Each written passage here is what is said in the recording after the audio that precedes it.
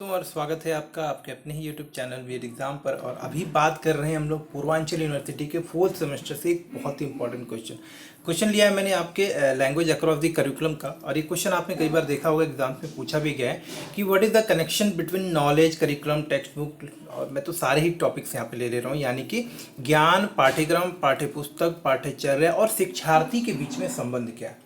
दोस्तों, जब भी इस तरह के प्रश्न आते हैं आपको इतना टेंशन नहीं लेना है। सबसे पहली बात ये होती है कि आप समझने की कोशिश करिए कि ये सारी जो चीज़ें जिनके बारे में, ये सारे जो तत्व हैं, कंपोनेंट्स जो हैं आपके एजुकेशन के, ये सभी एक दूसरे के साथ जुड़े हुए हैं। बिना किसी एक की भी आप पूरे एजुकेशन सिस्टम को, पूरे पाठ्यक्रम को, पूरे शिक्षा व्यवस्था को पूर्ण नहीं मान सकते। तो सबसे ज़रूरी बात तो है कि ये सारी जो चीज़ें हैं, चाहे वो ज्ञान की बात करें, पाठ्यक्रम की बात करें, पाठ्य पुस्तक की बात करें या फिर शिक्षार्थी की बात करें, यहाँ पर हम शिक्षक को भी जोड़ सकते थे या शिक्षा के वातावरण को भी जोड़ सकते। ये सारी जो तत्व हैं आपके शिक्षा के या एजुकेशन के, बिना इसके पूरी शिक्षा व्यवस्था कंप्लीट नहीं हो सकती, संपूर्ण नहीं है। तो पहली बात तो ये समझना है कि इनमें घनिष्ठ संबंध है और ये एक दूसरे के पूरक है, सबसे पहली बात।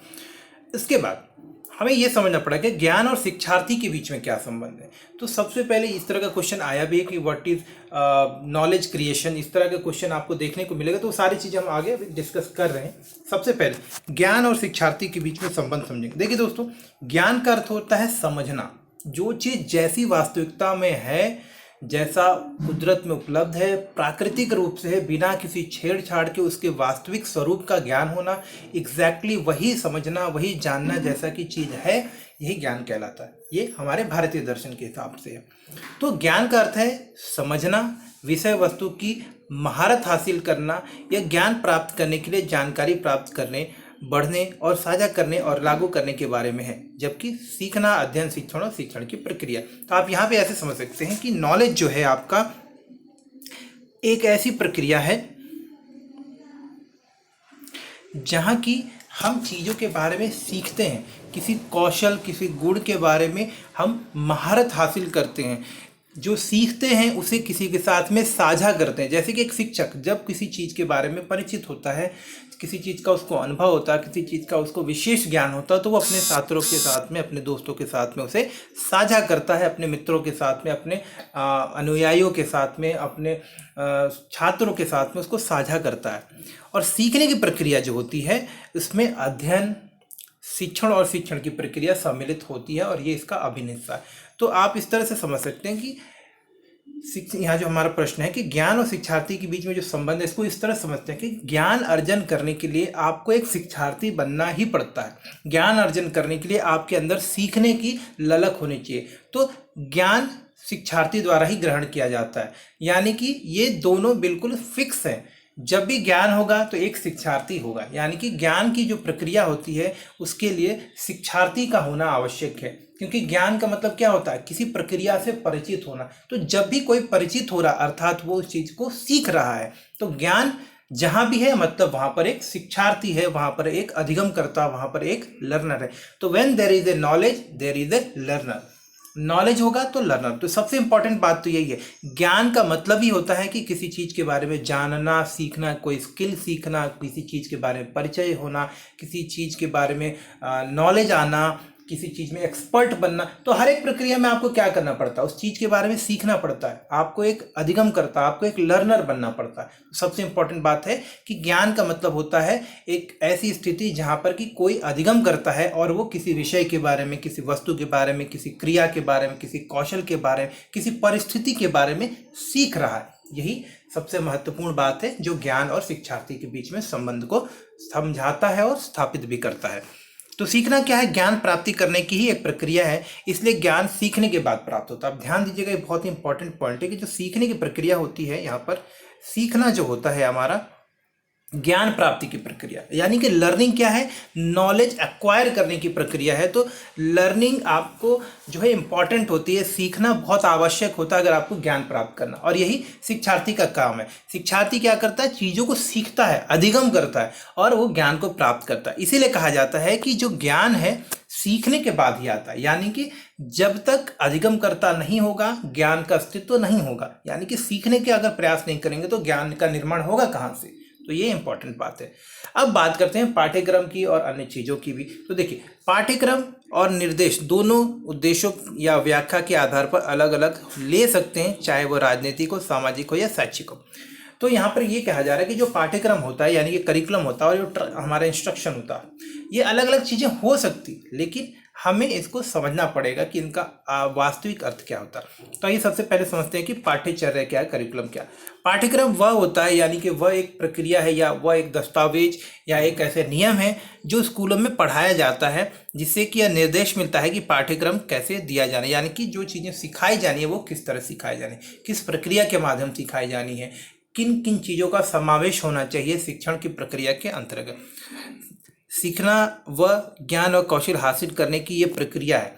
तो पाठ्यक्रम के अंतर्गत वो सारी चीज़ें आ जाती हैं जो कि एक शिक्षार्थी को उसके शैक्षिक जीवन के अंदर, उसकी शैक्षणिक प्रक्रिया के अंतर्गत सीखने की प्रक्रिया से उसको परिचित कराता। तो पाठ्यक्रम को आप कुछ इस तरह समझ सकते हैं कि जो कुछ भी स्कूल में पढ़ाया जा रहा है, जो कुछ भी स्कूल में सिखाया जा रहा है, उसे सीखने के लिए, उसे समझने के लिए, उसे समझाने के लिए क्या पढ़ना है, किस तरह से पढ़ना है, किन किन बातों को समझना है, किस तरह से पढ़ना है, इन सारी बातों की व्याख्या जो होती है वो पाठ्यक्रम के अंतर्गत होती है।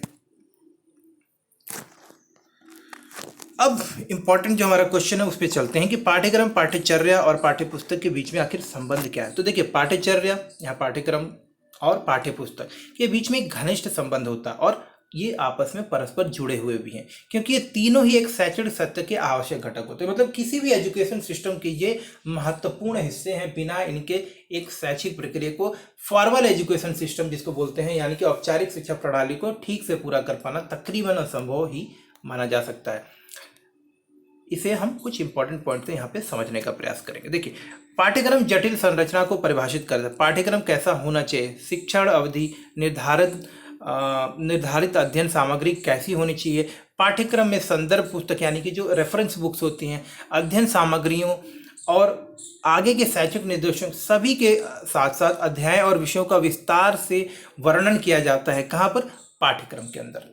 तो जो करिकुलम होता है उसके अंदर वो सारी चीज़ें लिखी होती हैं, वो सारी प्रक्रिया लिखी होती है, वो विषय वस्तु के बारे में चर्चा होती है, टीचर के रोल के बारे में बातचीत होती है कि टीचर को कैसे पढ़ाना, मतलब वो नियम, वो तरीके, वो समय अवधि, वो प्रक्रियाएं, वो शिक्षण सहायक सामग्री, शिक्षण के उद्देश्य, शिक्षण के लक्ष्य, शिक्षण की वो प्रणाली जिसके माध्यम से छात्रों के अंदर उचित और अपेक्षित व्यवहार परिवर्तन लाया जा सके, वो सारी चीज़ें जो है पाठ्यक्रम के अंतर्गत शामिल होते हैं। इसीलिए पाठ्यक्रम बहुत जरूरी है, क्योंकि पाठ्यक्रम आपको एक दिशा निर्देश देता है और पाठ्यक्रम को पूरा करने के लिए ही जो है आप पाठ्यपुस्तकों का इस्तेमाल करते हैं, पाठ्यपुस्तकों के साथ में आप पाठ्यक्रम का इस्तेमाल करते हैं। देखिए, पाठ्यक्रम जो होता है यानी कि करिकुलम, उसके अंतर्गत सिलेबस आता है जिसे कि हम लोग पाठ्यचर्या भी कहते हैं, और सिलेबस को पूरा करने के लिए हर एक विषय का अपना अपना एक सिलेबस होता है और सिलेबस को पूरा करने के लिए हर एक विषय की अपनी अपनी एक पाठ्यपुस्तक होती है। तो आप कुछ इस तरह समझ सकते हैं कि पूरी शिक्षण व्यवस्था के उद्देश्यों के लक्ष्य को प्राप्त करने के लिए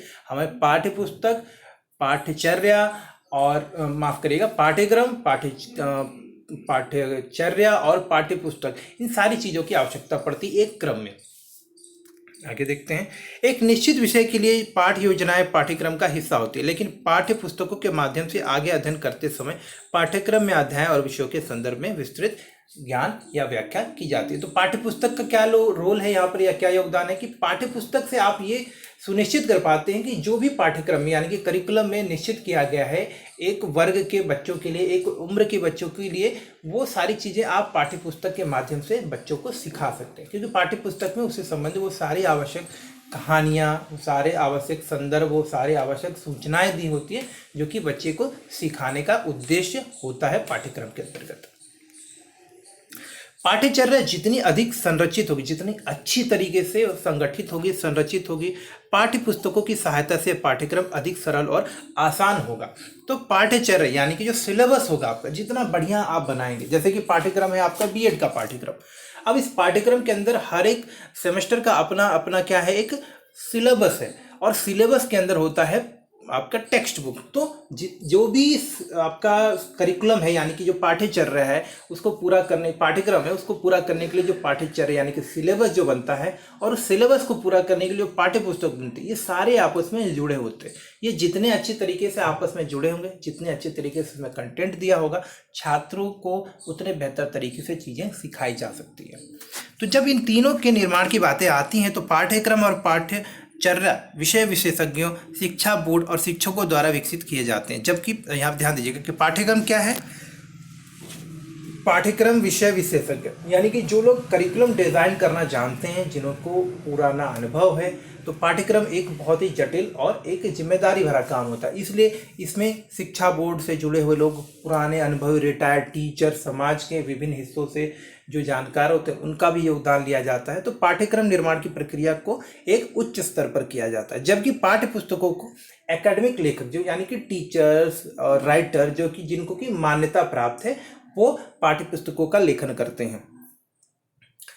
और पाठ्य पुस्तकों में जो कुछ भी लिखा जाता है वो एक निश्चित पाठ्यक्रम के हिसाब, जैसे कि एनसीईआरटी का पाठ्यक्रम है या अपने राज्य के बोर्ड के पाठ्यक्रम होते हैं, उनके अनुसार ही पाठ्य पुस्तकों को लिखा जाता है। पाठ्यक्रम पूरे 1 वर्ष के लिए होता है, जबकि पाठ्यक्रम एक सेमेस्टर की तरह एक निश्चित शैक्षिक सत्र के लिए होता है। तो पाठ्यक्रम आप समझिएगा यहाँ पर कि पाठ्यक्रम पूरे कोर्स के, जैसे बीएड का आपका पाठ्यक्रम है, और पाठ्यचर्या क्या होती है, एक सेमेस्टर का हो सकता है। जैसे कि आप लोग का 4 सेमेस्टर, तो हर एक सेमेस्टर का अपना अपना एक सिलेबस है। सिलेबस मतलब पाठ्यचर्या, करिकुलम मतलब पूरे बीएड का पाठ्यक्रम यानी कि आपका करिकुलम यानी कि पाठ्यक्रम, और पाठ्यचर्या मतलब सिलेबस, और पाठ्य पुस्तक मतलब टेक्स्ट बुक। ये चीजें क्लियर रखिएगा आप लोग। तो पाठ्यक्रम यानी कि करिकुलम पूरे कोर्स का होता है, जैसे आपके बीएड का एक पाठ्यक्रम है। पाठ्यचर्या यानी कि सिलेबस आपके यूनिट वाइज सेमेस्टर का होता है, और पाठ्य पुस्तकें यानी टेक्स्ट बुक आपके विषयों की होती है, जैसे कि आपके एलएसी का होगा, आपके एनवायरमेंटल का होगा, आपके हेल्थ एजुकेशन को, तो हर एक विषय का अपनी पाठ्य पुस्तक होती है। और ये सारी जो है शैक्षिक आवश्यकताओं को ध्यान में रखते हुए, शैक्षिक आवश्यकताओं की जरूरतों को ध्यान में रखकर विकसित की जाती है। तो ये आप समझ गए होंगे कि क्या यहाँ पर इंपॉर्टेंट क्वेश्चन है, और हम इस तरह से यहाँ पर इसको लिख सकते हैं।